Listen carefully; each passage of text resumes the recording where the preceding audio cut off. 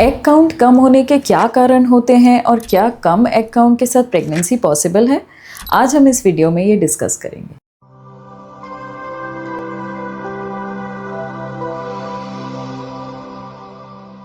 नमस्कार, मैं हूं डॉक्टर देवांशी मिश्रा। मैं बंसल अस्पताल भोपाल में निसंतानता और स्त्री रोग की विशेषज्ञ हूँ। जब भी एक बच्ची का जन्म होता है तब उसकी ओवरीज में 6 से 7 मिलियन एग्स होते हैं और जैसे जैसे उसकी एज बढ़ती जाती है ये एग का काउंट कम होता जाता है।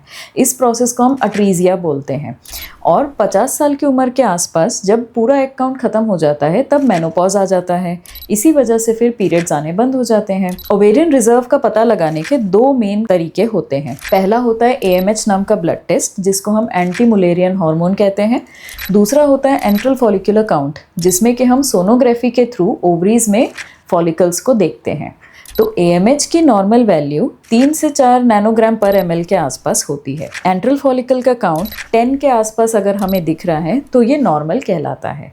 हर एज के लिए नॉर्मल थोड़ा डिफरेंट होता है। तो ये जो हमने नॉर्मल वैल्यूज़ बताई हैं ये 30 से 35 के एज ग्रुप के लिए होती हैं। जैसे जैसे एज बढ़ती जाएगी तो फिजियोलॉजिकली भी AMH और AFC की वैल्यूज़ हमें कम मिलने लग जाती हैं। तो इससे हम समझते हैं कि एग काउंट कम होने का सबसे पहला रीज़न तो एज होता है, क्योंकि एज के साथ साथ नेचुरली ही एग काउंट डिक्रीज़ होने लगता है। इसके अलावा एग काउंट कम होने के कई और कारण भी हो सकते हैं, जैसे कि जेनेटिक रीज़न। कई बार महिलाओं में उनकी फैमिली में ऐसा ट्रेंड होता है कि जल्दी मेनोपॉज आने की टेंडेंसी रहती है।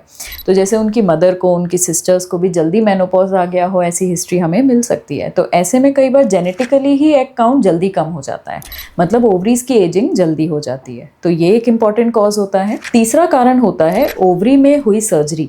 अगर ओवरी में कोई सर्जरी हुई हो, जैसे स्पेशली एंडोमेट्रियोटिक सिस्ट के लिए अगर सर्जरी की गई हो, तो ओवेरियन रिजर्व इसकी वजह से कम हो सकता है। चौथा कारण होता है पॉल्यूशन एंड लाइफस्टाइल, क्योंकि आजकल पॉल्यूशन बढ़ता जा रहा है और पॉल्यूशन की वजह से हैवी मेटल्स और माइक्रोप्लास्टिक्स का हमारा इंटेक बढ़ता जा रहा है।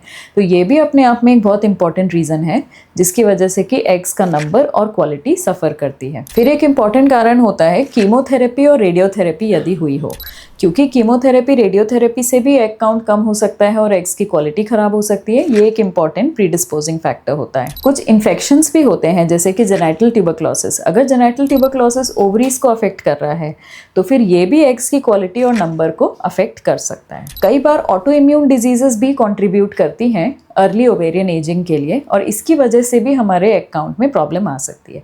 इन जनरल अगर एग काउंट कम भी है तो भी एग की क्वालिटी अगर इंटैक्ट है, क्योंकि क्वालिटी सबसे ज़्यादा एज पे डिपेंड करती है। तो अगर कोई यंग महिला है, यानी कि 35 से कम एज की महिला है और उनका एग काउंट कम है, तो भी प्रेगनेंसी आने के चांसेस बेटर होते हैं, नेचुरली भी और इलाज के साथ भी, age compared to more than 35 की age and less egg count. तो इसीलिए बहुत इंपॉर्टेंट होता है कि टाइमली प्रेगनेंसी प्लान कर ली जाए और प्रेगनेंसी प्लान करने की बेस्ट एज होती है 35 ईयर्स से पहले।